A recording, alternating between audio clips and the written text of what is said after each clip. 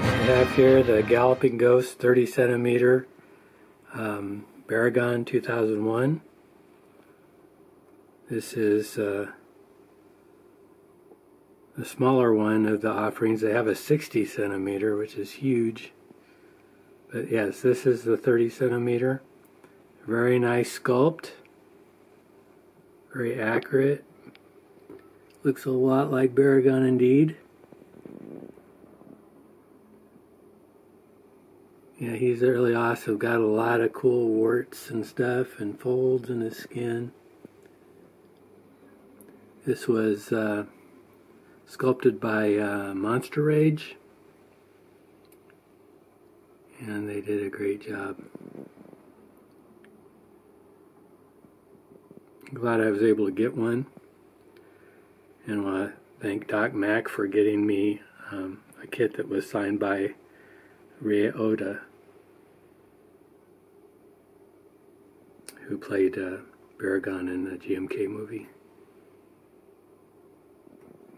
Made the eyes pretty bright red with pretty big pupils, giving him more of a cute look. I tried to put quite a bit of color in him for interest and contrast. I'm pretty happy with him.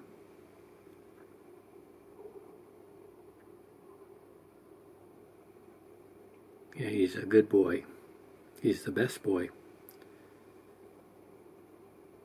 As many of you know, Baragon's my favorite kaiju, and I have quite a few Baragons of both the this iteration as well as the 65 and 68 Baragons and concepts. So I've got quite a few Baragons. I've done paintings of Baragon. I've got t-shirts with Baragon. Yep. So I'm not collecting too much stuff now, but this is one of the things I wanted to get. Well, I'm still kicking.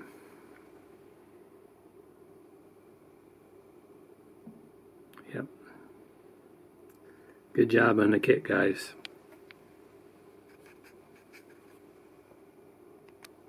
So here are my GMK Baragon, the 2002 Baragon, that are the in the quadruped stance, four-legged. The first one here is the new one from Galloping Ghost. And then I have a G Tempest. I have the MM28, which I think is my favorite.